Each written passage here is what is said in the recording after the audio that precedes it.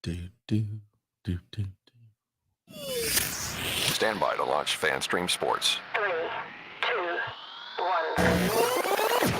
Let's start. Hello, sports fans. Welcome to FanStream Sports. Nothing but pure sports. This is the JP Show. JP, it is so good to hear you back on the air. Stand by. Now, here's JP.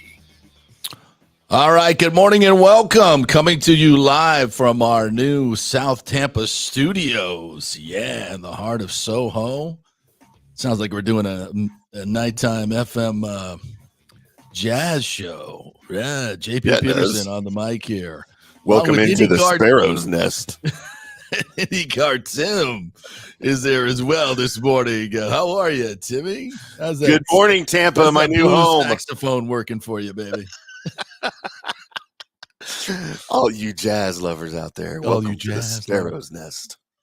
Love it. Hey, we got a fun show for you. I'm jacked up about today's show. It's Friday. It's Football Friday still, baby.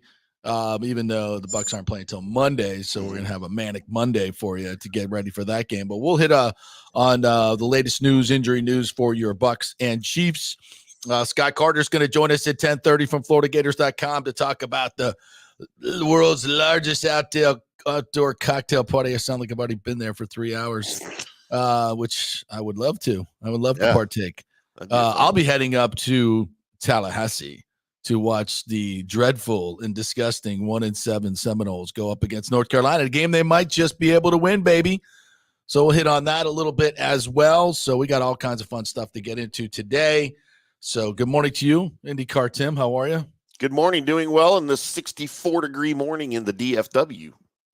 Oh, nice. How was your trip to Tampa? How did you guys have a fun time? You and Johnny I may G? I may have had the time of my life. Wow. It's been a long time since I don't get trips very much, man. You know that. I don't get to take vacations. I got kids here. That's right. I got responsibilities and duties, and I can't. I said it ain't easy. And it ain't easy to get away. And it was a work trip, but we made the most of it. Had a ton of fun. That experience that I had at Cafe Paradiso just was a life. I don't know if you saw my post or not on Facebook, but if y'all didn't check it out, you absolutely have to, because I don't do crap like that. I don't brag on things very much, but that was a life-changing experience. All food is ruined for me from now on. I had a pizza roll yesterday. I was like, this isn't Italian food. No, it's not, by the way. It's not. No, Paulo, I put up my post yesterday, and I had that terrible picture of him that he texted me immediately, like, get that off the Facebook. Because I look like I can't even say what he said he looked like. We can't say that anymore on the radio. But anyway, I'm glad you got here, and we can't wait to have you back. And it's great to be in this beautiful studio that you set up for us. We don't have all the bells and whistles just yet, but we're getting there. And we've already got our first in-studio guest booked for next week. I didn't even tell you this yet. The great BJ Daniels, former Super Bowl champion, USF quarterback, all-around great dude, will be in studio co-hosting with me on Wednesday, because that's what we can do now that we have this beautiful studio in South Tampa. We can bring people in, and the home studio is not really conducive to the having people co-host with you. Gets a little weird with bathroom privileges and what have you.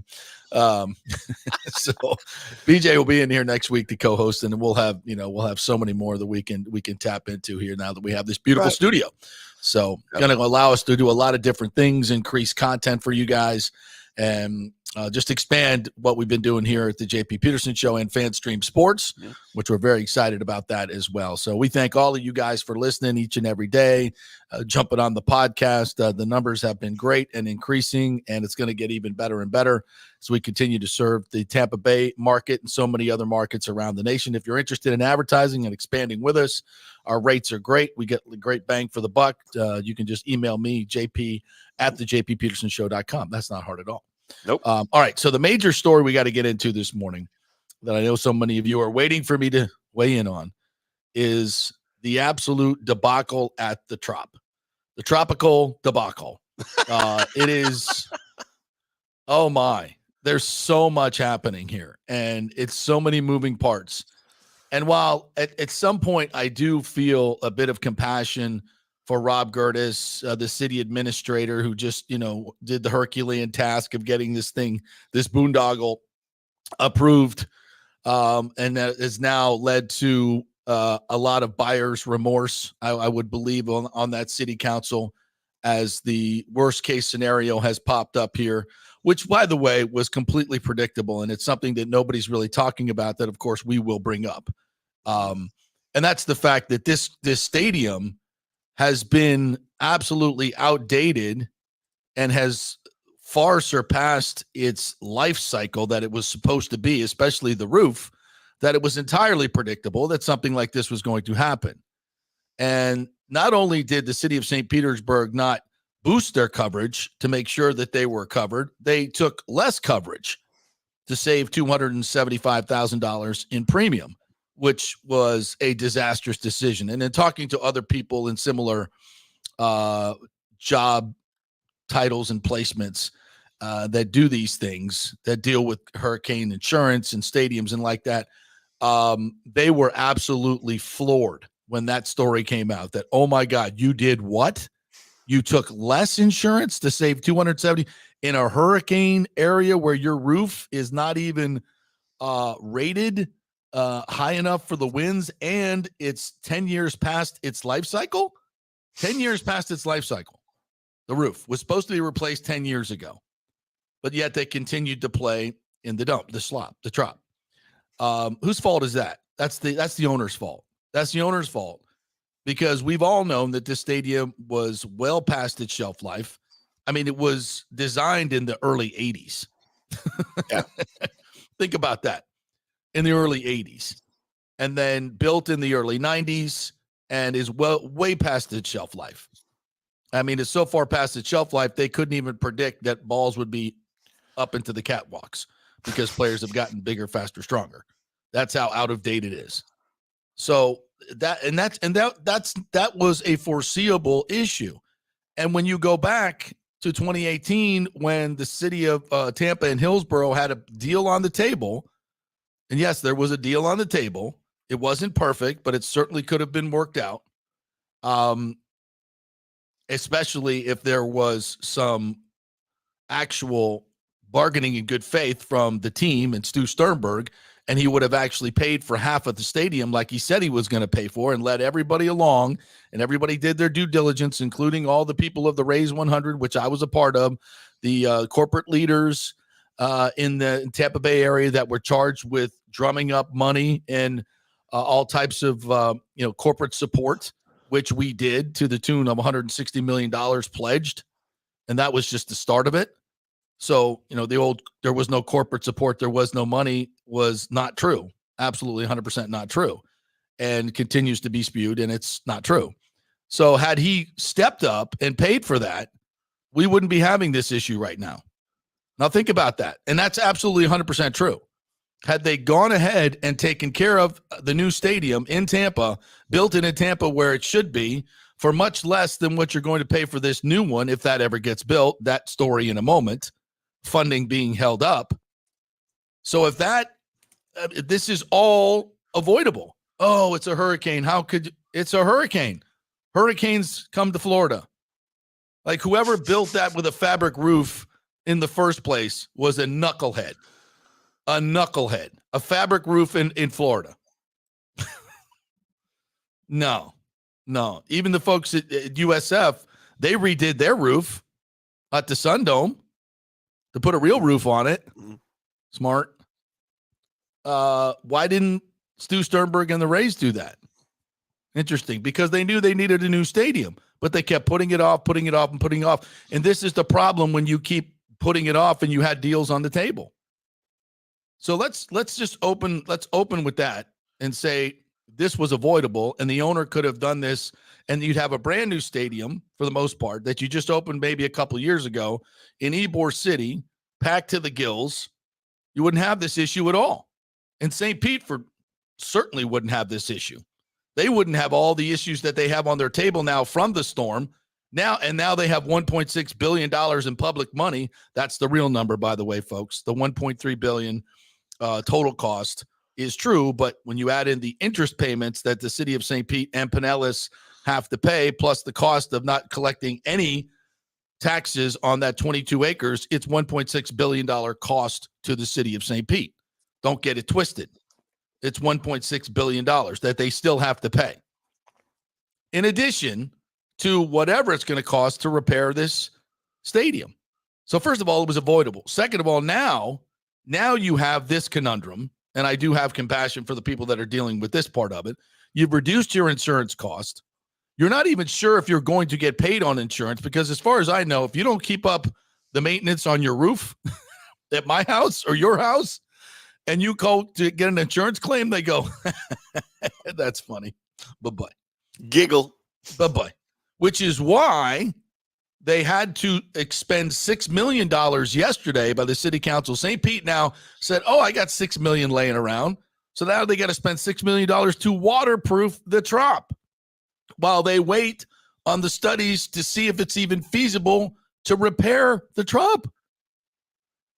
That's right. They have to go ahead and put $6 million into it just to waterproof it, so there's no further damage.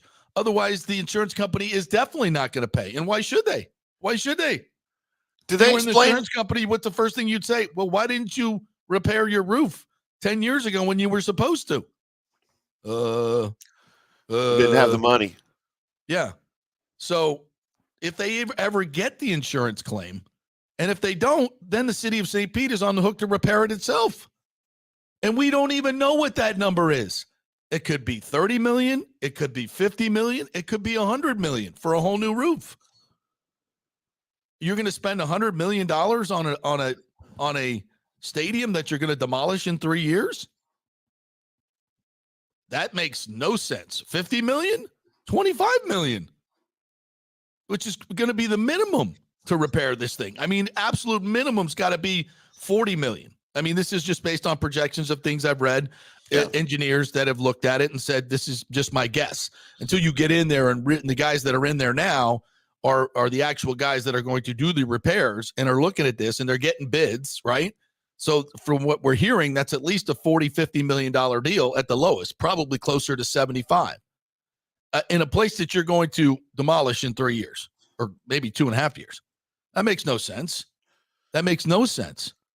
And so here we go. Well, where else can we play? All right. We've talked about this. Pinellas has Dunedin's Park, okay, in the middle of a very small city.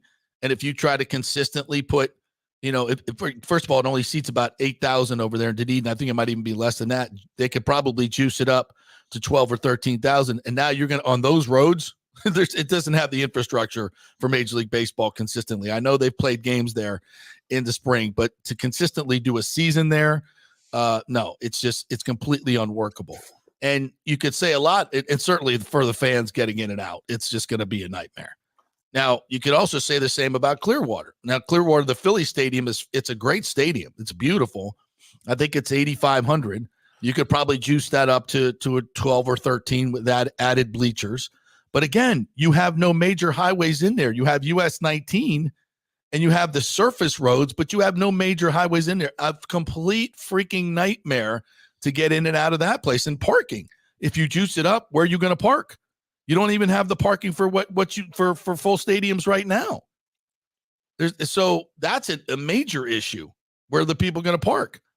The only really viable minor league ballpark, in my estimation, in the Tampa Bay area is Steinbrenner Field, because you have unlimited parking because the Bucs are right next door, right? That's where they park most of the cars anyway. So you have unlimited parking. You have access in and out, obviously Bucs games.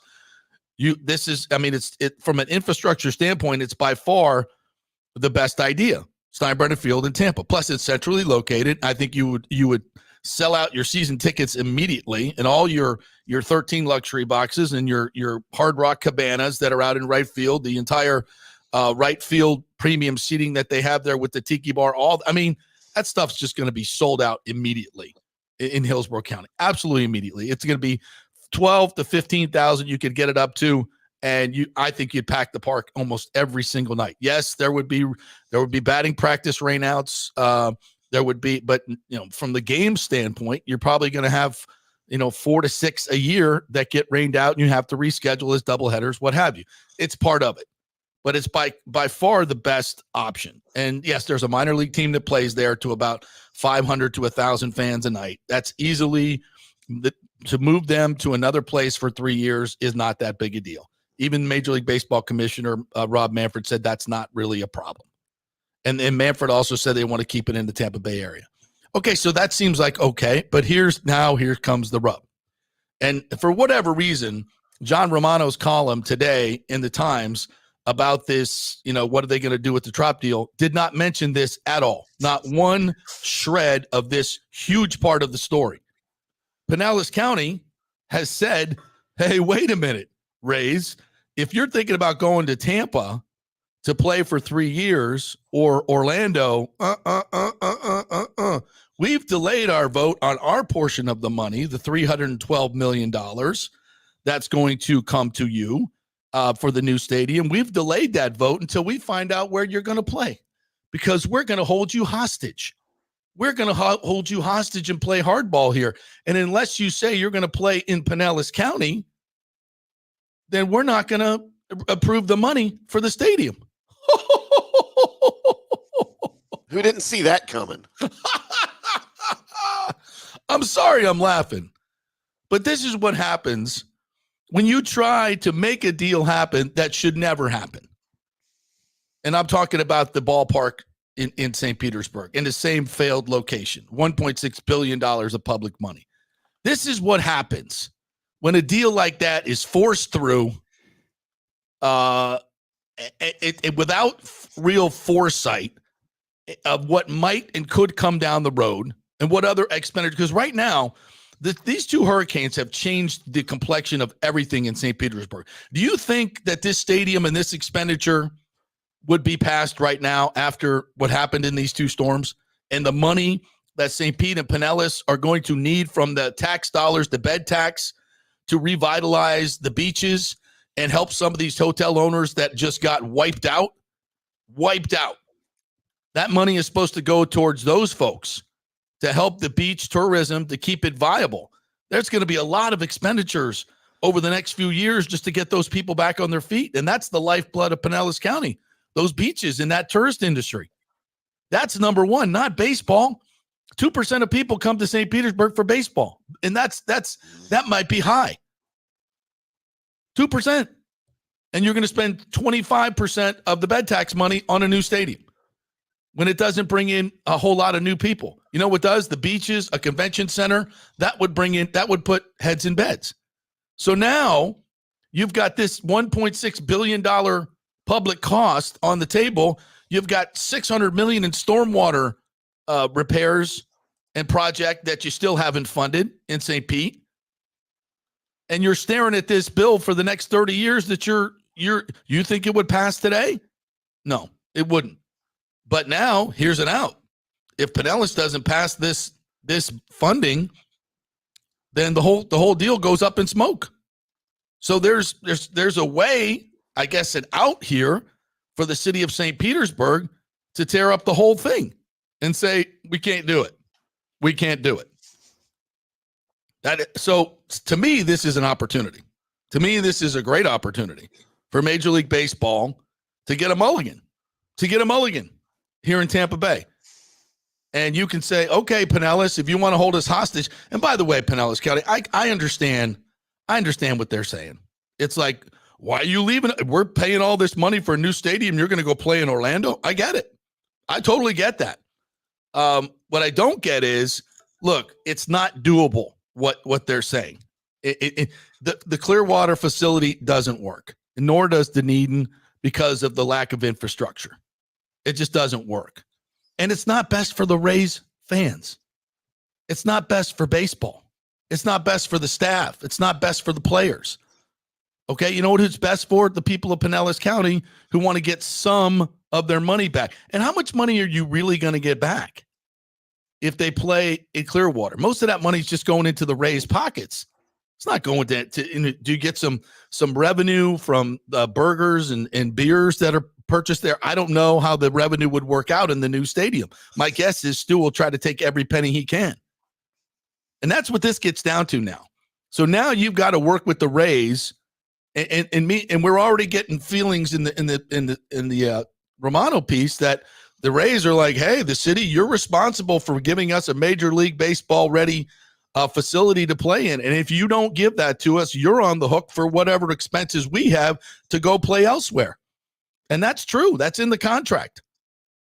But would the Rays do that after they got $1.6 billion in public money for a new stadium? Would they hold St. Pete's feet to the fire to pay for these when they've already got to pay for this remediation or this waterproofing of the Trop for $6 million and maybe on the hook for all these other repairs? They're going to find out real quick what it's like to deal with Stu Sternberg when you're on the wrong end of a contract or even on the right end of the contract. And it's not going to be pretty. None of this is going to, and this is why I think the Rays have been so silent. Because whatever they come up with, it's going to look bad on them. I can guarantee you that. There's not going to be anything altruistic about their what they're giving back to the community or how they're doing this. I understand they're in a bad spot. But I do think this is an opportunity. I think it's a great opportunity to get a mulligan here. If Pinellas doesn't fund their part of the stadium, the whole deal goes up in smoke. And they can get a mulligan after these two storms, which I think if you go ask the city council right now, they'd be like, yeah, we got a lot of other stuff we got to clean up around here. And you know what? The Rays are just one big headache, and they're not worth it. If somebody else wants to take them, Hillsborough County, Hard Rock, somebody else wants to take them, fine. Oakland. I really think at this point they're just like, yeah, and if you're the mayor of St. Petersburg, I'm here to tell you that probably if you could get out of this and with all the things that you have coming your way, you should probably do it. I want to read this quote here, and this is from Daniel Russell wrote this at D-Rays Bay, and also the Catalyst, St. Pete Catalyst was the one who wrote this story. Really good stuff. Mark Parker at St. Pete Catalyst, who did this part, which the Times completely ignored. Wow. Commissioner Chris Latvala motioned to delay the vote until the team answered that question about where they're going to play, which could have jeopardized stadium plans in the surrounding $6.7 billion historic gas plant district redevelopment project. Quote, one could make the argument that the Rays, kind of violating the spirit of the agreement that we approved 2 months ago if they go across the bridge or go to Disney World to play for the next 3 years, Latvala said. If the Hurricanes hit 3 years from now, they would have to play their games in Pinellas County. He makes a good point. Now, the county approved the plan to allocate funds in a vote 5-2 on July 30th. However, the issuance of the bonds to fund the $312 million must be separately approved in a vote that will now occur on November 19th. So they've strategically pushed it back until the Rays announce where they're going to play to put pressure on the Rays to play someplace else. I kind of understand what they're doing here, but to me, this seems like a very provincial move, by the Pinellas County Commissioners. You're basically holding them hostage and all Rays fans hostage to play 3 seasons where you just are not going. It's not going to be feasible, in my opinion, just because of the lack of infrastructure in those other 2 ballparks. It's obvious that Steinbrenner is the right play, but you're running into this. You're running into this whole provincialism type thing that happens in St. Pete and Pinellas and Tampa, and like, oh, it's not fair. They have 2 teams over there and we have none. That's not the way you make decisions on where teams are located, folks. What's fair? You make it based on demographics. Where is the most accessible for the most people in the market? There's no fairness about this. This is not 2 kids fighting over Christmas gifts. Okay. This is a major money decision that involves Major League Baseball, all of the fans in the area, not just a few. And again, I understand if I'm in the county commission, do I feel, a little pissed off that they may go play somewhere else? Yeah, I get that. But you got to be a grown up here. You got to be a grown up here and say, yeah, these other places really aren't going to work here in Pinellas County. So let's go over there. So let's just say Pinellas gets pissed off and says, we're not going to vote for the money. You're going to go play in Tampa, or you're going to go play in Orlando. Screw you. We're not going to do it. And then you get a mulligan. And the St. Pete says, okay, we're not going to do it. We're going to do something else here with this land. The Rays, you can go do whatever you want to do after whatever, which then the Rays go play for 3 years in Steinbrenner Stadium while another stadium can be built. Wait, where's that stadium going to be built? How's it going to be built? I get it. It's you could say Hillsborough doesn't have any money, but that's not true. They have some money, but it's going to have to be privately financed. Now, can a new owner buy the team and then work with the TSA to build a stadium in Hillsborough County and fund a lot of it through development dollars? How they were going to? Yes, of course that can be done. That can absolutely be done. Hey, what about the 2-stadium option? Yeah, the dual stadium option we've talked about out at the fairgrounds. That might be nice. But we'll leave that for another day. The problem is you've got deadlines now, and you've got to figure out where to play. And this is going to be now Pinellas County with their threats. I mean, the Rays are sitting at a table this morning going, what the F are we going to do? And if I'm Stu Sternberg, you know what I do? I push that red button on the left. Sell. Because there's deals on the table. Mm-hmm. Now, those deals may have changed now because of what's going on. But again, I see a great opportunity here to have a mulligan, play in Steinbrenner Field, and then figure out where you're going to build in Tampa. It's entirely doable. There are plenty of people, big money people. And yes, the Bucs are looking at a new stadium as well. Is there some opportunity to build a dual type stadium unlike any other in the world, where you have a football facility on one side, connected in the middle by a huge freaking casino and entertainment district, a baseball stadium on the other side with a sliding roof? I love it. Love it. Mm-hmm. And then you can have the most unbelievable entertainment sports facility in the world, where you can do a concert facility where you can do so many different things. And suddenly you're back in the Super Bowl national championship. That's going to be, Jerry World, forget it. You can't seat as many as we can seat in our superstructure 2-stadium deal. You become the Mercedes-Benz, child's play. All these other Vegas, forget it. This is the place where it's is there money to build something like this? I don't know. I'll go ask the people at Hard Rock and the Seminole Indians. Do they have money to do it? You're damn right they do. They got plenty of money. So, yeah, all this other stuff is talk for another day.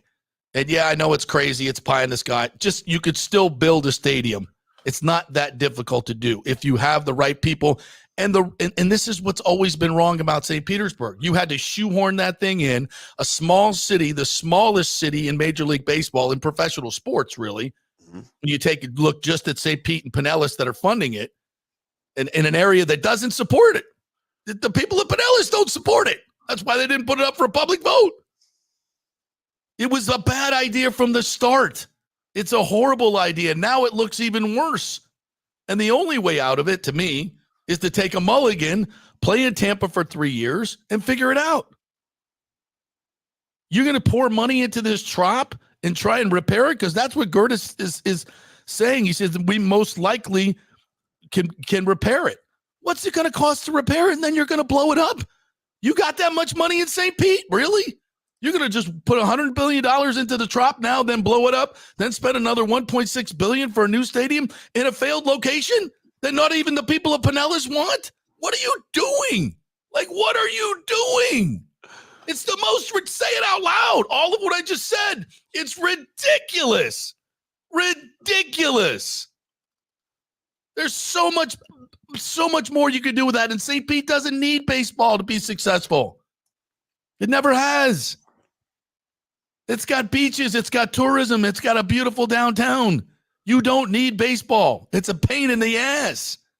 And the people of your city can still go to baseball games across the bridge where everything is supposed to be. It's the middle of the market, not because it's, quote, Tampa, and you're jealous. We're all one. We're the Tampa Bay area.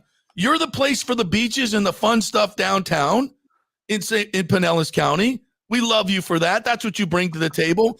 We bring the hub of an airport and corporate Water Street and all downtown Tampa. And that's where the baseball team and the football team and the hockey team are. That's what we do.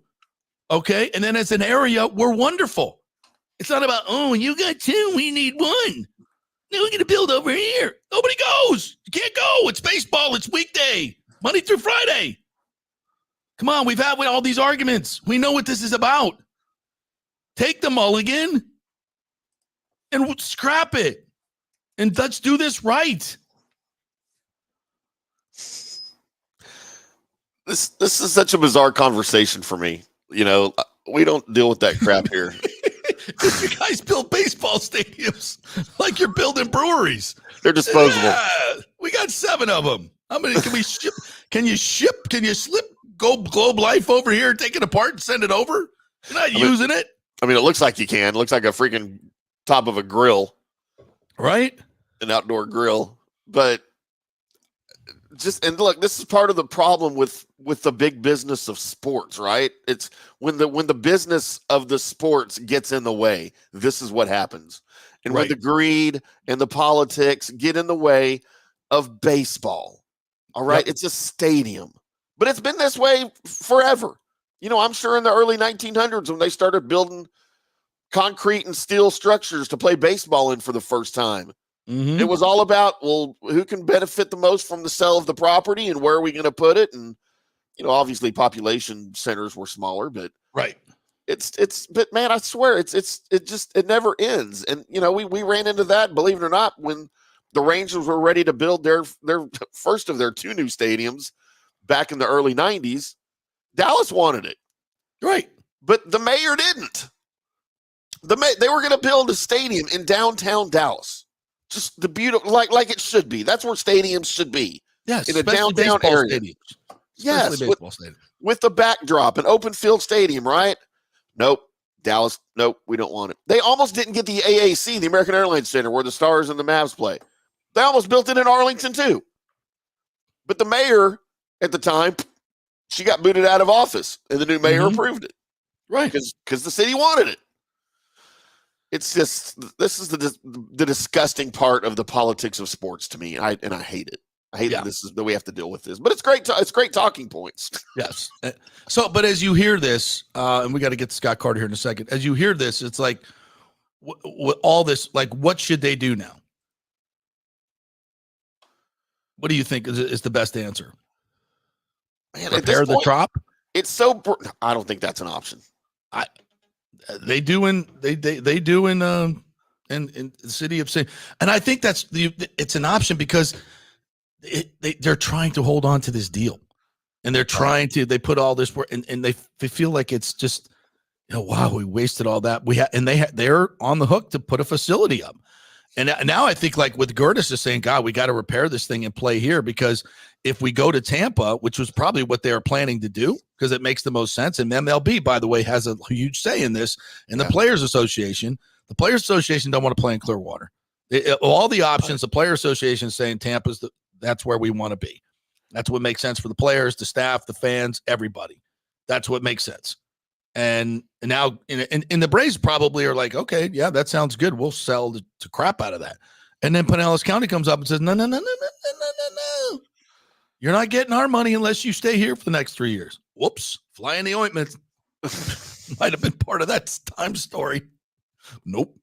Yeah. So, wow. Yeah, that's insane to me. Yeah. So, anyway, we'll talk a little bit more about it later in the show. We'll take our first break. When we come back, Scott Carter's going to join us. It's Florida-Georgia weekend. Could the Gators upset mighty Georgia? Do they have a secret 237-pound weapon that they can use this week against this Georgia dog defense? Can an upstart freshman quarterback, the Gatorade Player of the Year, upset Georgia? That could happen. We're going to talk about it with Scott Carter. We're brought to you by the Jeeves Law Group in this beautiful Jeeves Law Group studio that we are in right now in South Tampa. If you have any issues with the hurricane insurance going on, or any legal issues, if you've been involved in an accident, you have anything going on at the workplace, any legal issue, call the Jeeves Law Group. They can help you out. JEEVES lawgroup.com. Just a free case consultation, whatever you need. They'll point you in the right direction and help you out. It's the Jeeves Law Group. And just contact them through the website. Non-attorney spokesperson, offices St. Pete and Tampa. Back in 3. We had a lot of fun with the monthly birthstones, and October is no different, where the birthstones are opal and tourmaline. All the colors of the evening sky are captured in the mysterious shifting hues of opal, and tourmaline has a color palette for every mood. Did you know that opals have been cherished for centuries, associated with royalty and good fortune. Tourmaline was once thought to protect against evil and enhance spiritual connection, adding to its allure. And during the 40th anniversary, you could find a special selection of this precious gemstone, from stunning rings and necklaces to elegant earrings and bracelets. Of course, Steve Weintraub handpicks every piece for its brilliance and quality. The expert staff will help you find the perfect gift, whether it's for a loved one, a special occasion, or a treat for yourself. Visit the Gold and Diamond Source today, where you'll always find the perfect gift. It's more than jewelry, it's love. Hey, it's football season, so we welcome back the FSU Football Report every Monday and Friday on the J.P. Peterson Show, sponsored by those huge FSU fans at Italiano Insurance. They'll save you money as well. Just do a quick insurance checkup, 813-877-7799. They just saved me $500 on homeowners insurance. Who's doing that? Yeah, they just shopped it around, found a better, cheaper company, and we got a cheaper price. And business insurance. Make sure you're covered or you could lose your personal wealth. That's 813-877-7799. ItalianoInsurance.com. Go Noles. Hey Tampa Bay sports fans, this is two-time LPGA major champion Jane Geddes here. After winning the US Open and 10 other LPGA events, I wanted to try something completely different. So I came right off the top turnbuckle and landed in the crazy world of WWE. And yes, you heard that right, that's WWE.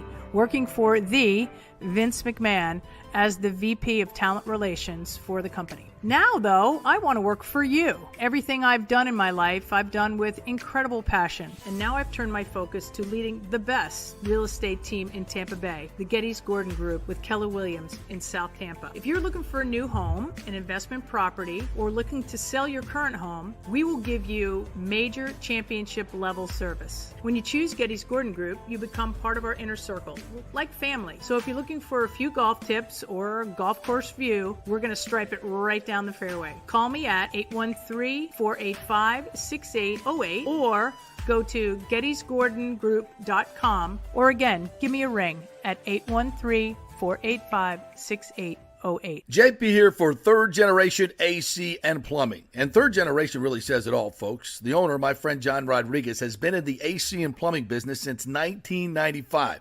They built their business on honest assessments and doing great work on time for a great price. Simple, right? Did you know many AC techs are incentivized on big commissions to sell new AC units, and you might just need a drain cleared? So if you want someone you can trust, that's John Rodriguez and Third Generation Services. Check out the 5-star Google reviews. If you have a plumbing or AC emergency, call 813-961-8024 and a human will answer the phone.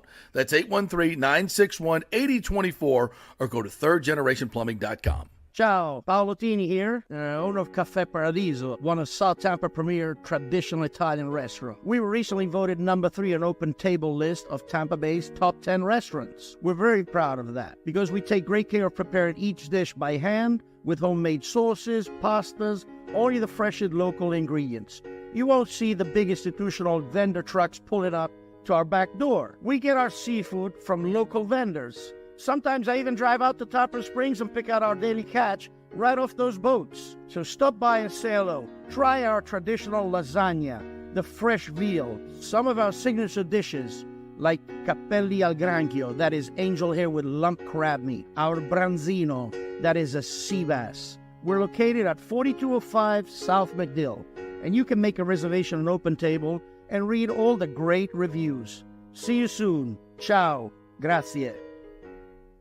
Let's go! Right now. Back to the show on FanStream Sports. All right, welcome back to the JP Peterson Show as we roll on in this Football Friday, talking baseball. we'll get to the football. We got lots of time here today, so don't worry about it. We got some great comments in there as well, so we'll get to that in just a second. I want to jump on board here with our good friend Scott Carter from FloridaGators.com, who was on his way to the world's largest outdoor cocktail party. It's the Florida-Georgia game. What's up, Scotty? How are you? Hey, guys. Doing well, yeah. Right now up in 301 somewhere, getting ready to head over toward Jacksonville. So. Oh, I know it well. The great 301. I think you're heading through Stark there, aren't you? Yeah. Yeah, I've been up through Stark, Lofty. Luckily, I've avoided all the tickets. So they love to give out tickets up this Oh, Speed Trap. That's Speed Trap Alley, baby. Speed Trap Alley. Go right by the state prison there. Ooh, yeah. The old electric chair there. Yeah. That's a great spot over there. Stark, Florida. Beautiful. Old Florida. It is. It's old Florida. I love old Florida. I'm going to drive. We're probably going to drive. I love taking 19 and 27. They're kind of the back roads up to Tallahassee. So you go up through Chiefland, the great Shelton Cruz lives there. Chiefland, go by Buddy's old package store. It's one of my favorite old haunts there in Chiefland, through Perry, Cross City. You got to stop at Cross City and get that great barbecue right there by the Swanee River. Oh, my Lord. That's old Florida, baby. That's old Florida. You got me all fired up now, Scotty. All right. We'll see if the Gators are fired up tomorrow. Yeah, and that's the key question. So I kind of teased this by saying, do they have a 237-pound secret weapon that they're going to drop down on this Georgia dog defense? You know, Jaden Ball last week was a man amongst boys, and I don't know much about this kid. I was just reading up on him, you know, after he had that 5-touchdown game last week. 20 carries for 106 yards, 5 tutties, and the dude's 6'1", 237, and he's 19 years old? What kind of Herschel Walker thing we got going here? Yeah, I mean, he definitely looks a lot older than he is and a lot more advanced, and he does some things moving, you know, with the shifts and cuts that you don't expect to see from a guy that size.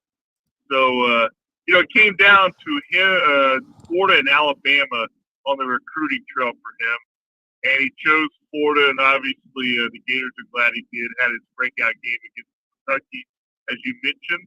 And now with, you know, Florida's running back situation, Montrell Johnson Jr., their starter, he's still questionable for Georgia. And then Trayon Webb, the sophomore, is listed as out.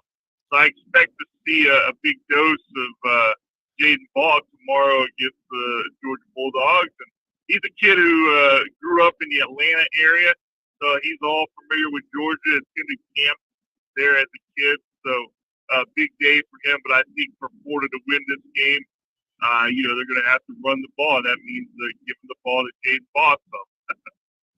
Yeah, which is interesting. You know, that's how you got to be. You know, if you're going to upset a team, you got to limit your turnovers or have none. Win the turnover battle, right? You got to get some plays to go your way, and maybe something unexpected. And this kid is something unexpected.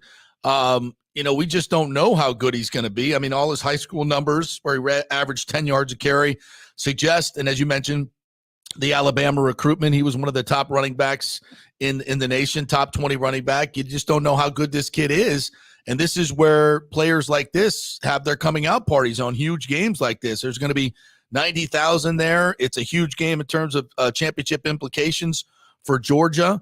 And we've seen these things happen before. I'm not saying it's going to happen, but my question to you, Scott, is the offensive line up for this? Is this Georgia defense just so good? And you look at the numbers, they're phenomenal. Kirby Smart and the Gators haven't done a whole lot against this Kirby Smart program since he got there. I think 2-6, and they haven't scored a lot of points. Most of the games they've been held under 300 yards. So this is the big, conundrum. How does DJ Lagway, Jaden Ball, 2 freshmen, by the way, I mean, come on. The future could be very bright here at the University of Florida. So is this even something that could happen?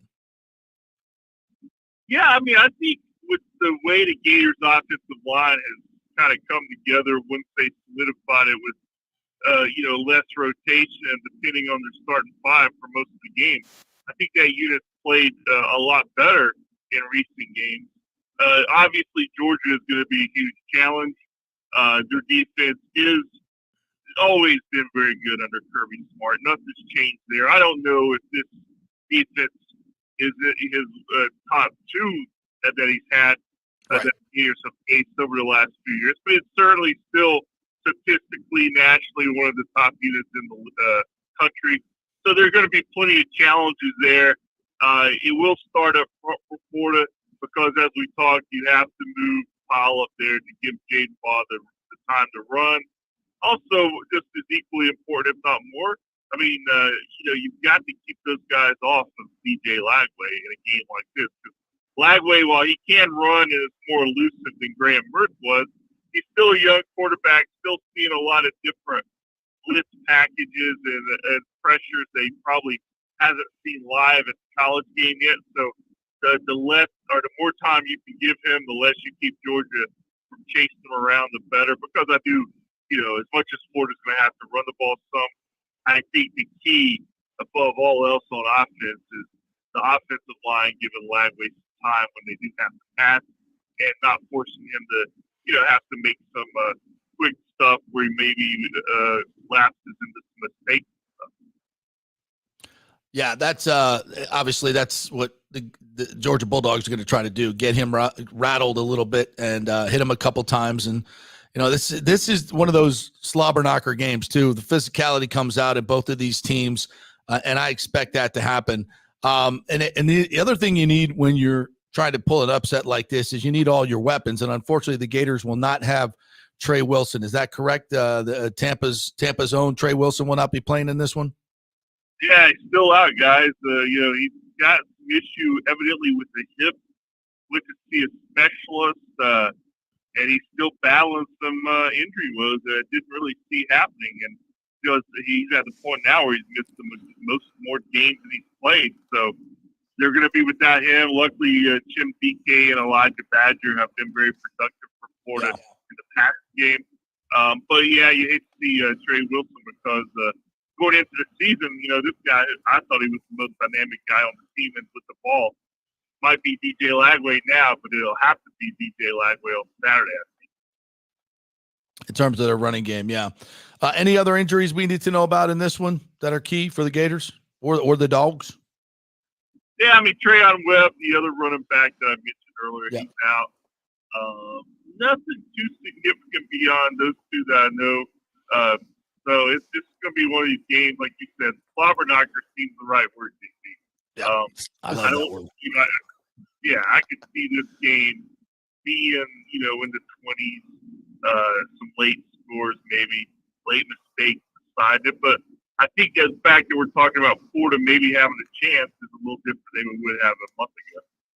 Yep, absolutely. And a lot of that has to do with this renewed Gator defense that was just getting run through first part of the season. And after the first off week, it got a lot better, tremendously better. Do you think it can hold up against Carson Beck and this Georgia group? They've showed flashes of being explosive, but I don't think it's as good as people have thought it was going to be. Can the Gator defense stand up against this Georgia attack? Well, I think the Gator defense we've seen lately, especially against Kentucky, I thought that was their best performance by far of the year. I think that day Gator defense again. It's the Gator defense we saw against Miami and Texas A&M. Could be a long day for Florida on Saturday in Jacksonville. I think it's going to just really be imperative for Florida to come out, play physical, play with high energy, and tackle well. Those are things that they've improved on a lot since the early season. They've turned up the urgency on just, kind of what I call assignment football. Guys are staying in their gaps. Guys are, not basically getting off script of their assignments. And when you get everybody where they're supposed to be and communicate, you got a lot better chance to make plays. And I think if they say that, they're going to be okay. But if they get undisciplined, then it could be trouble. Scott, if this Georgia offense was ever vulnerable, it's this year, right? Carson Beck, 8 picks. That's 2 more than he had all of last season. The Gators the Bulldogs have 2 games where they haven't hit the 300-yard mark offensively, and they didn't have any of those the last 2 seasons. So Carson Beck and the offense certainly seems vulnerable this year, especially with the Gators with some defensive momentum. I just don't know how I feel about that 15-point line. This could be closer. You would think so, but I think what that says is people are looking at what Georgia did in their last game. Going out to Texas and beating them by 15, and Carson Beck, I think he's having an okay season, maybe not as good as last year, but this game's going to be huge for him, guys. He's from Jacksonville. He grew up there, so he's going to want to put on a big show on Saturday in what could be his final Florida Georgia game. And I think he's probably hearing a lot of this dialogue that's popped up recently. You know, when you look at this Georgia team, now they're back near the top of the polls. They seem to be clear-cut in the SEC, and a lot of people are saying, yeah, but Carson Beck's not playing like maybe as well as he should have. So you wonder if that's going to motivate him or if it's going to be a negative factor. But I think, you know, if Florida can rattle him like Georgia will want to do with DJ Lagway, just force him into mistakes. I think that's going to be huge for Florida because I do think they're going to have to get turnovers, a couple in this game. Yeah, absolutely, to win. No question. Scott Carter joining us here. It's the Jeeves Law Group, Florida Gator Report. You know, there was a big announcement yesterday concerning the Florida-Georgia game that the 2027 game is going to be played at Raymond James Stadium. And the 2026 game, I guess, is going to be at Mercedes-Benz Stadium while Everbank gets the redo. That's pretty cool to have that Florida-Georgia game. But that kind of economic impact is pretty substantial, is it not? It is. I mean, this game generates, I think, about, you know, maybe the $8 million range. Wow.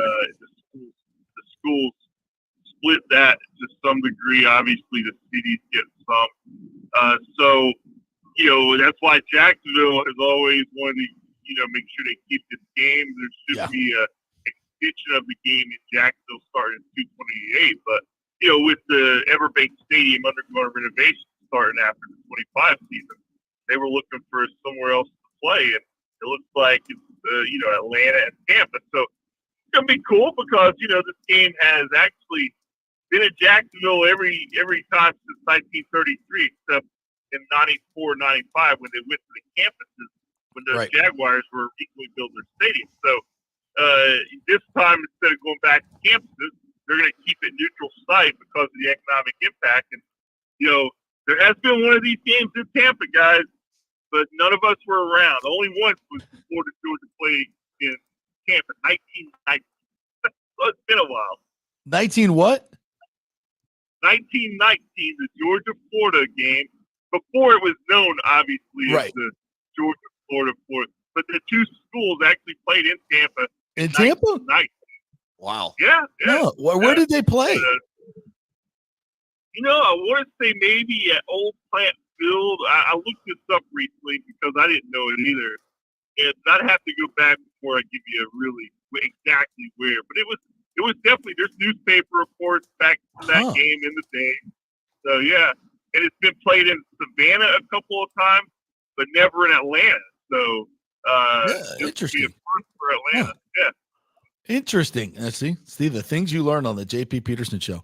All right, Scotty. Well, listen. Drive safe. Don't get stopped by the popo there on the way. Keep your speed down, and we'll talk to you next week. Enjoy the game. Enjoy the cocktail party, and go Gators. Go Gators. Shock the world.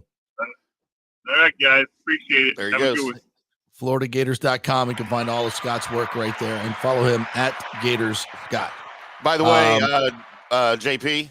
Yes, sir. Gators lost that on October 25th, 1919, 16-0 at Plant Field in Tampa, Florida. Plant Field, which I think was where the University of Tampa Spartans played,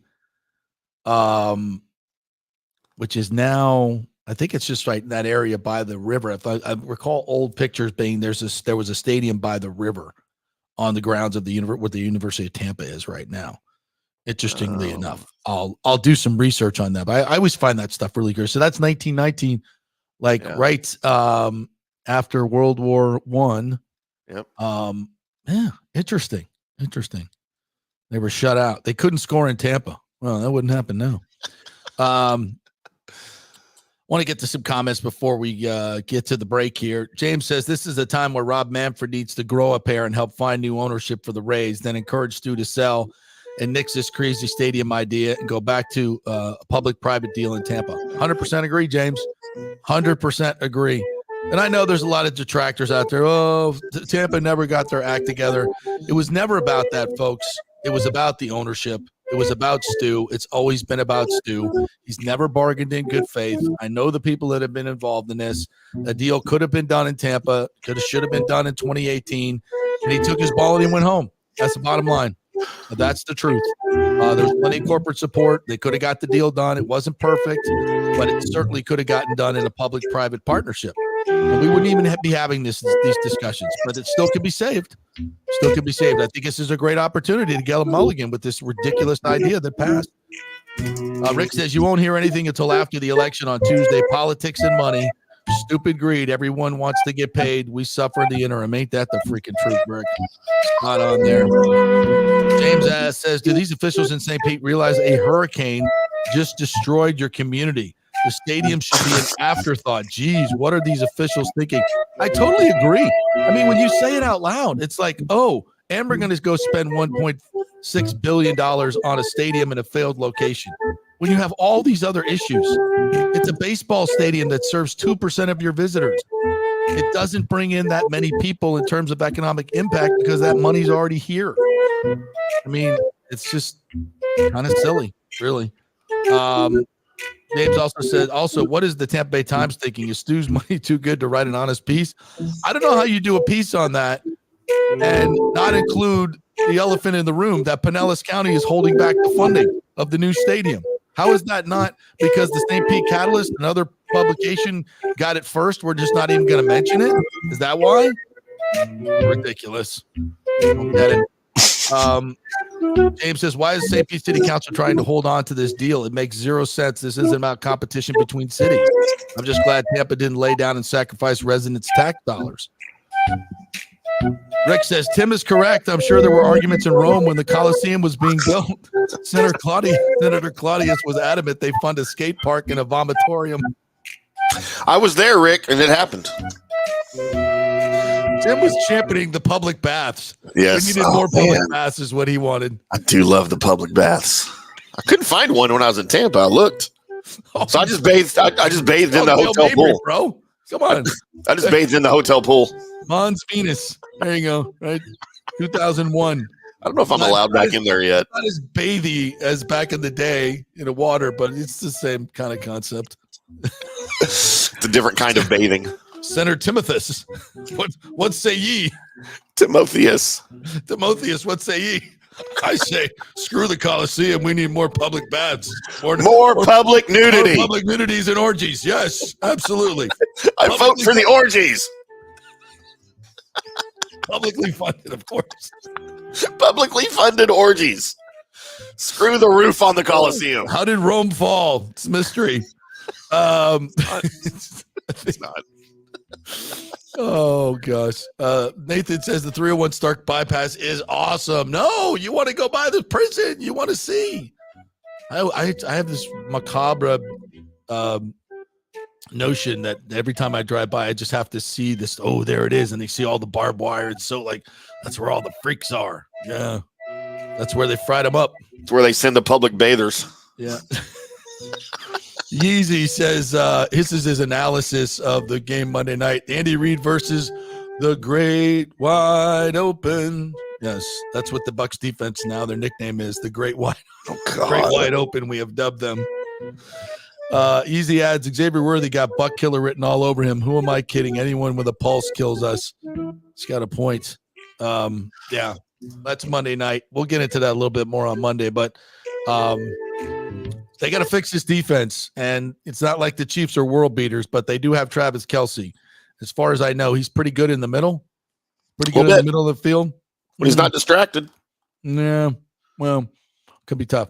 All right, let's take a quick break. When we come back, Jeff Bidoff will join us, and old Tito's got some fantasy football. We got some betting to get into. We'll talk all kinds of football. We'll go over the weekend schedule, all kinds of cool stuff to talk about on the Football Friday. We are brought to you by the great folks at Italiano Insurance right down the road here. We're not too far from my good friend Jeff Italiano, who we will see up in Tallahassee this weekend. Big Noles supporter, always bring you the FSU report with Pat Burnham. So we thank them for that. And also, they will get you some flood insurance because you need it.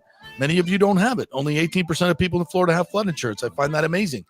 Folks, 813-877-7799. Even if you're not in a flood area or district, you can get flooded, as we found out. So make sure you have it. You got to have it.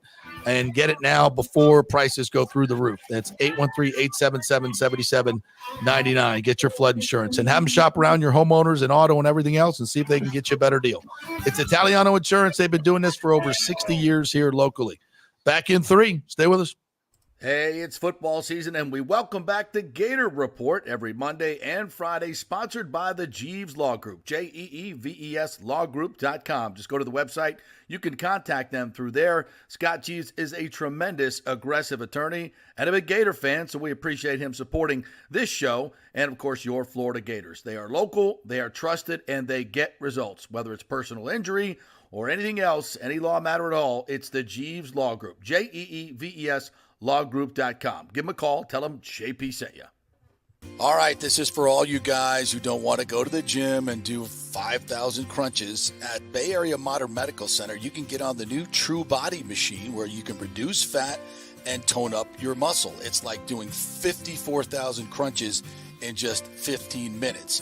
Define your body as you see fit. True Body offers personalized muscle stimulation that delivers the equivalent of those 54,000 crunches in just 15 minutes. Just get in touch with them at Bay Area Modern Medical Center, BAMMC.com. Chris Lugo and the team over there will set you up on True Body and get amazing results. Non-invasive with comfortable and little to no pain and zero downtime. You can isolate and target those areas that you want to improve and treat multiple areas simultaneously. It's an amazing machine, so check it out at Bay Area Modern Medical Center, BAMMC.com.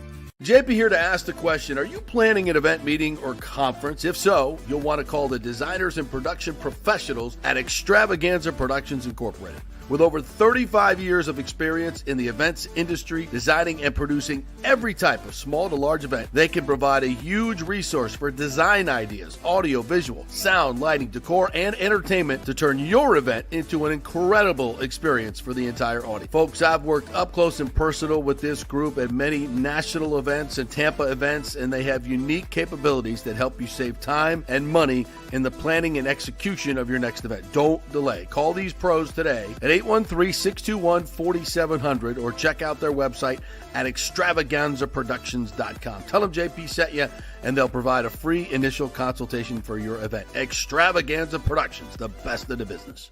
Golfers, listen up. The hottest new driving range craze has come to Rogers Park in Tampa. The Top Tracer range is now open 10 to 9 p.m. And just like you see on TV, every shot is tracked for yardage and accuracy, giving you immediate feedback. And best of all, you can virtually play the top courses like Pebble Beach or St. Andrews with your buddies. Plus, great food and drink options available in the well-appointed hitting bays. Very comfortable out there. Reservations highly recommended, starting at $25 per hour, including balls.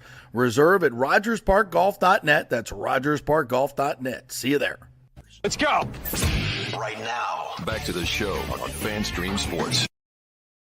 All right, welcome back to the JP Peterson Show, brought to you by the great folks at Third Generation Plumbing. John Rodriguez and his staff over there will get you back going, whether you need a new AC unit, because they do AC as well, and they do it well. They've been doing it since 1995, folks. Third Generation Plumbing and AC. Go to their website, thirdgenerationplumbing.com. You can reach them through the website and tell them JP sent you.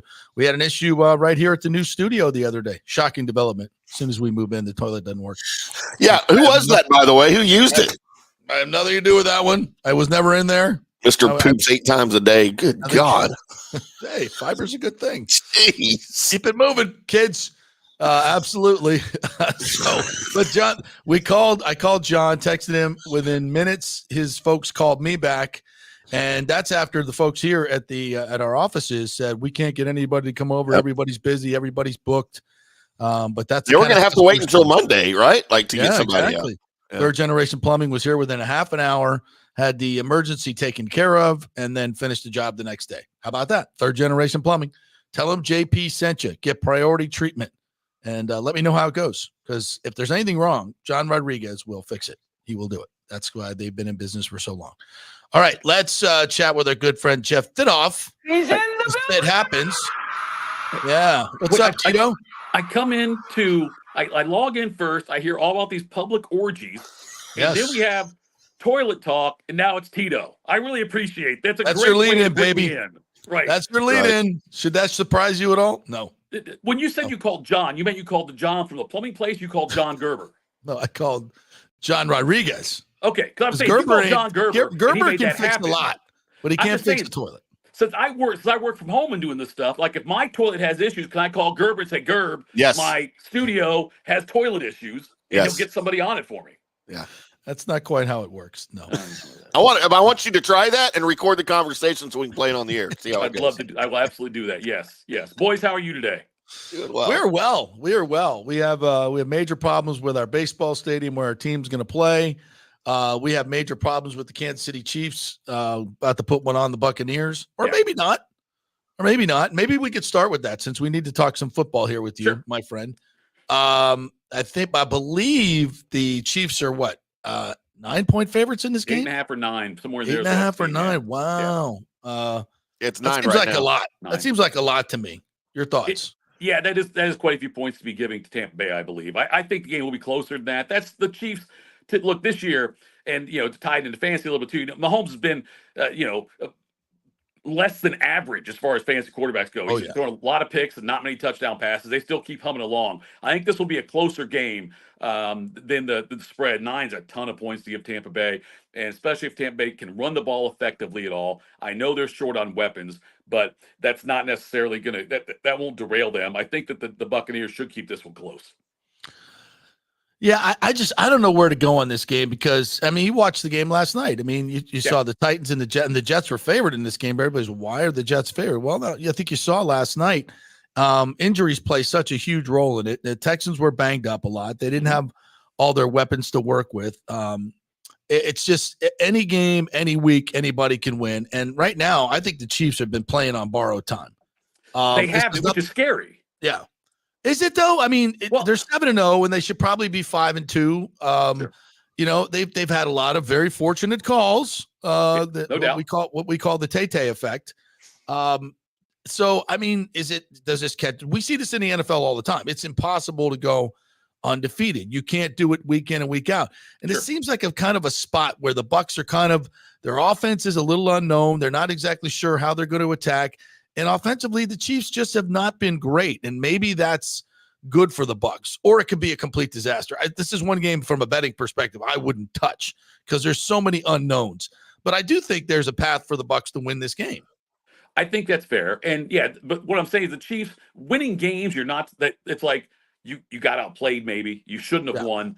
If they can pack up wins there and start stacking those on top of each other like they've done so far, if they hit with DeAndre Hopkins, when Pacheco comes back, if all of a sudden it starts to look a little bit better offensively, that's why I'm saying it's a danger. Like the fact they're 7-0 with playing like B- football, B- grade football, and being 7-0 is pretty impressive on that part. And you talk about last night's game with the Texans and the Jets. I looked at it, I said, God, the line is that. I didn't look, but then if you look, the Texans offensive line is banged up. And C.J. Stroud, his last 3 games, he's only 46 out of 88, which is just a little better than 50%, which is bad today's NFL. Throwing about 187 yards a game and only 1 touchdown pass over the 3 games. Mixon had a decent game, 24 for 106 and a touchdown. Tank Dell, 6 for 126. But them missing Diggs on top of Collins. Now, Collins will get back here at some point, but having both those guys out drastically affects the way that team plays. On the Jets side, when you had Rodgers, the 3 touchdown passes, 2 to Garrett Wilson, an incredible catch on the one hand. Both of them. Yeah, they both. Yeah, and then so Wilson went 9 for 90 with 2 touchdowns. Adams was 7 for 91 and 1 touchdown. But the 32 targets that Rodgers had, 21 were to those 2 guys. And now with Lazard out, Mike Williams likely traded. I think you're going to see more and more of that kind of volume for those 2 guys, which is dangerous for opposing teams. Yeah. And they finally got it going last night. And the first half was so bad. Oh yeah, yeah. It's difficult to watch. Yes, it was so bad. But a lot of people hating on Aaron Rodgers at halftime. I think he had the last laugh last night. He did. A big game for them because they've really got to. They can maybe lose one more game and get in the playoffs but they'd have to. And the schedule sets up nicely for them. They've got some.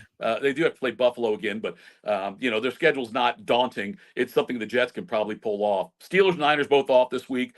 The 49ers might get Christian McCaffrey back after this bye week. He's starting to practice a little bit, which is huge for the 49ers if that happens. Bad for the Bucs.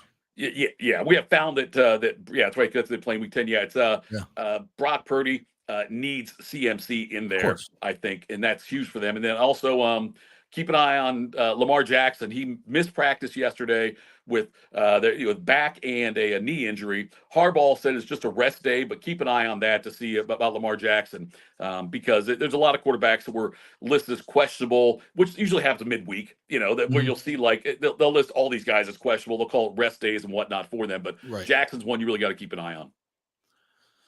All right. Do you got any questions here, Timmy? You think the Dolphins have their swagger back? Tyreek Hill numbers going to go back up fantasy wise with Tua kind of back, I guess. Yeah, I think so. I think the Dolphins will keep doing it. The only issue I have with a guy like Tua and like the Dolphins players out there, offensive players anyway, is the fact that if they start losing again, if they lose a couple more games, they could be out of it. And then you got to start thinking, well, does it make sense to keep playing Tua?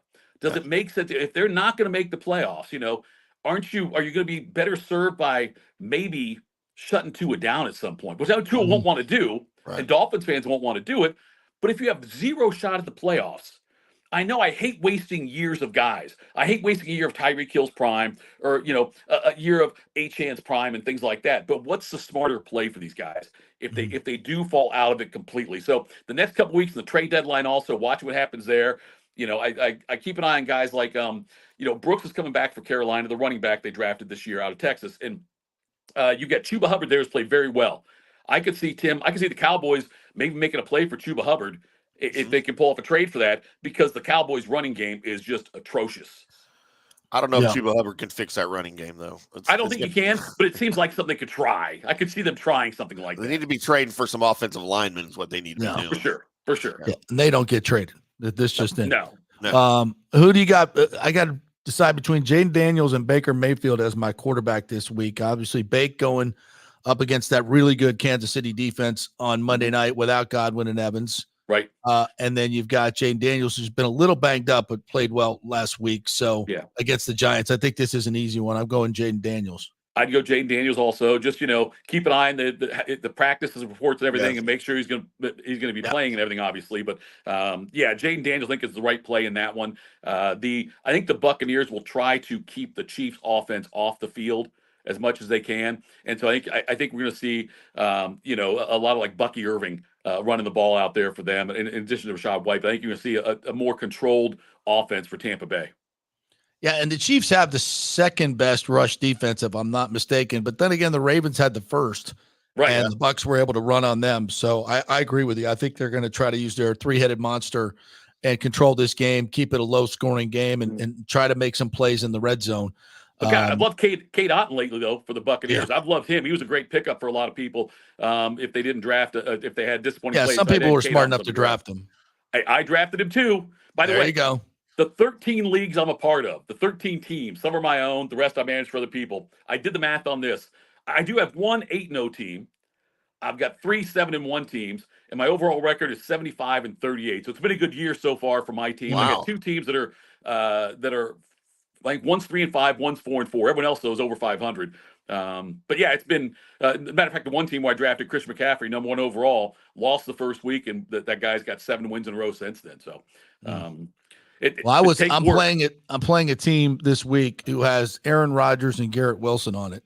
And halftime, I'm looking at the score going, oh, I'm going to crush this dude. Yeah, right. Now he's got a 57-point lead on me because of Rodgers and Wilson handcuffed there and a Breece Hall. Yeah, so it's all right. I got Jaden Daniels, Saquon against the Jags. That's good for 30 right there. I got DeAndre Swift, who's been really good lately. I love Swift this week. Against Arizona. Yep. Got Jamar Chase against the Raiders. Right. Terry McLaurin against the Giants. So I got Daniels and McLaurin there. Yeah. And then I got Cade Otton against the Chiefs, who are 32nd in the league against tight ends. And then I got Chase McLaughlin, our Bucs kicker. And I got to choose between the Packers defense and the Bucs defense, which maybe I should just go pick up a defense this week in a good matchup. Also on that Bengals front, you talk about Jamar Chase, which is great, but Chase Brown's starting to take more and more of that backfield share from Zach Moss, and he's going to be the guy going forward. That's a guy who it'd be tough to trade for him now because the stock has gotten higher, but that's one of the guys you look at, and we look at other teams. If you're getting close to your trade deadline in your league at some point, that's somebody you may want to try to make a play for is Chase Brown. I think he's going to be relevant the rest of the season for the Bengals. Yeah, you know what? I don't think I've ever made a trade in fantasy football. Do you do a lot of trades? I do. Well, in a couple leagues, I do. When the teams I'm running, not so much because it's tough to pull off a fair trade.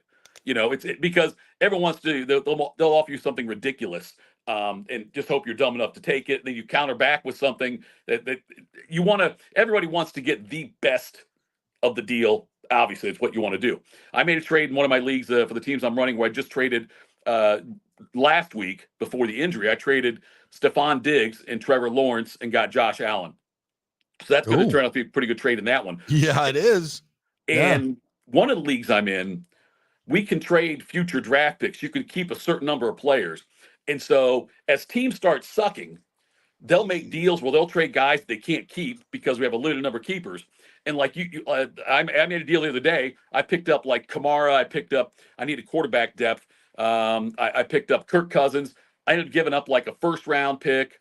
Then we also have a college draft. I gave a first-round pick, that another deal. You'll see deals like this go on in this other league I'm in, and even off-season trades when you can trade picks for the following year. So there's all kinds of things there. I love leagues like that where you can make future trades. If your team sucks, you don't give up, but you do start selling off pieces to get future assets.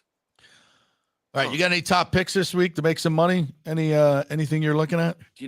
After getting burned by Ohio State the last couple of games, it is so hard for me to go for Ohio State on the road. I don't like the 3.5 they're giving up. I like him at 2.5. You can tease it down. I do think Ohio State does win the game because James Franklin is a fraud of a coach in big games. I'm sorry, in big games. He is. Which you could say is going to be about Ryan Day lately, but Ohio State's offensive line is in flux, so that concerns me a little bit. The fact Ohio State had 31 carries for 64 yards last week. I'm going to tease it down to 2.5 and take that one. I like the Canes laying 20 at home against Duke. This Miami team's a top 5 team in the country, and I think they're going to continue to show that. I know they had some hiccups along the way where games they damn near lost, that Vatek game for sure, but I think the Canes end up rolling Duke on the home turf this weekend. USF is a 2.5-point favorite tonight at FAU, who I believe is 2-6.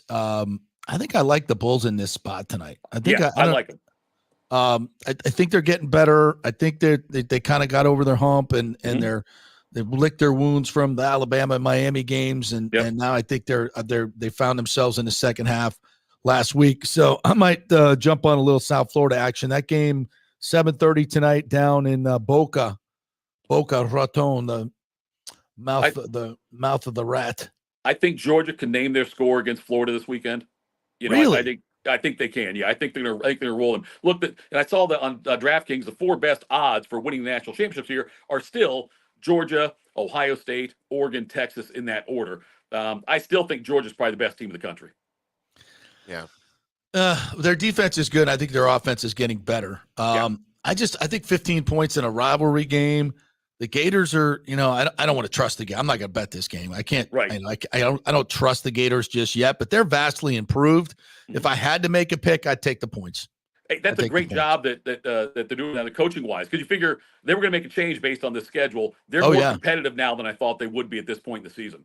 Yeah, I mean they can make a bowl game now if they can win one of these next 4, and then they're going to beat FSU at the end of the year. Right. So I think if they're 6-6 with this schedule, I don't think you can fire Napier.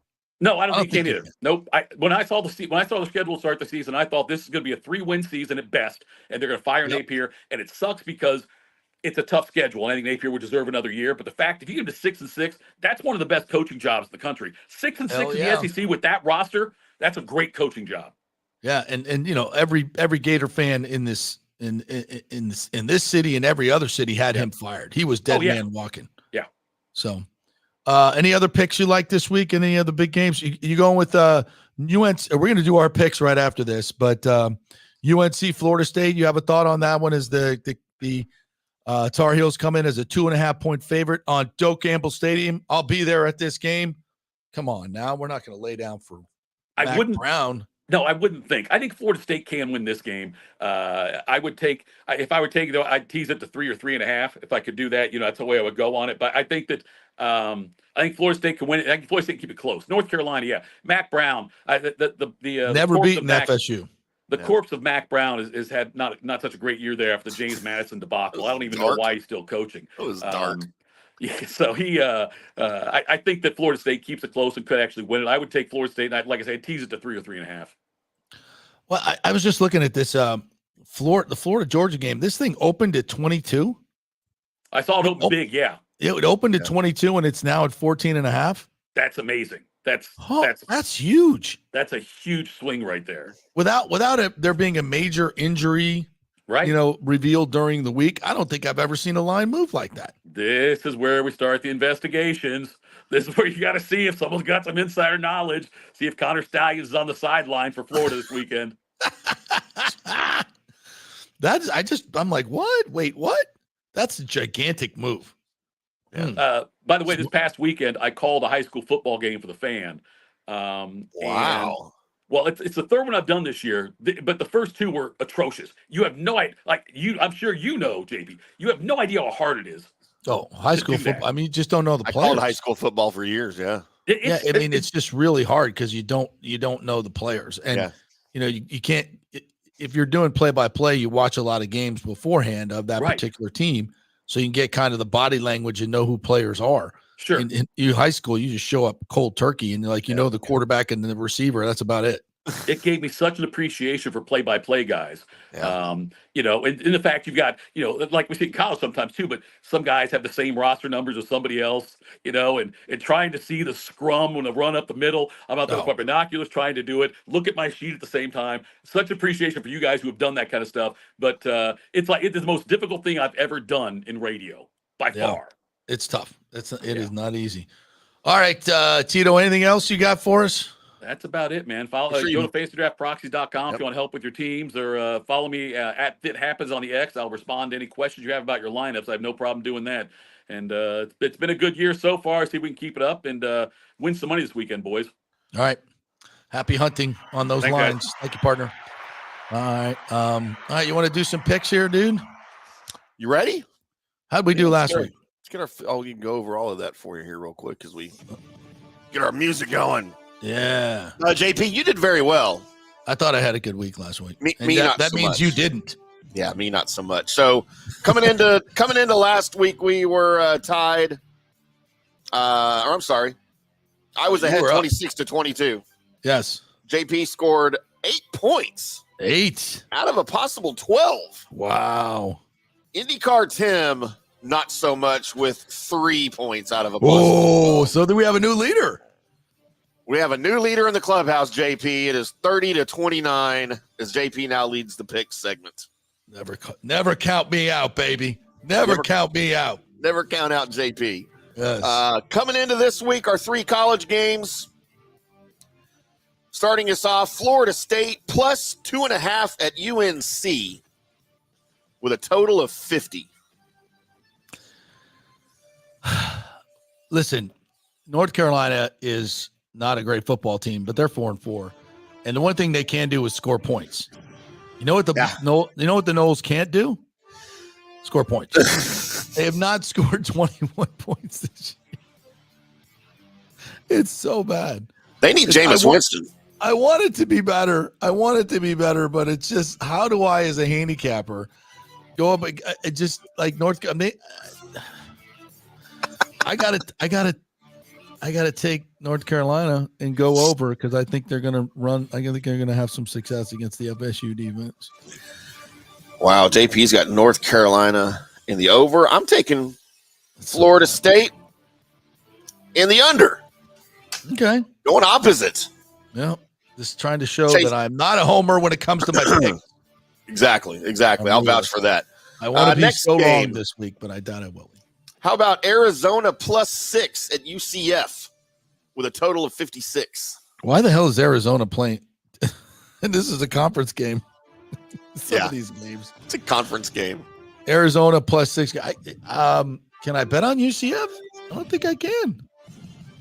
I don't know. I'm Gus Malzahn's up against it. Like, they're really talking about he's on the hot seat, which I think is kind of silly at this point. I'm gonna go UCF here. You're going UCF over under 56. I'm going to go under 56. Wow, I've got Arizona and the over. All Look right, at that. there you go. Picked before I knew yours. Yeah.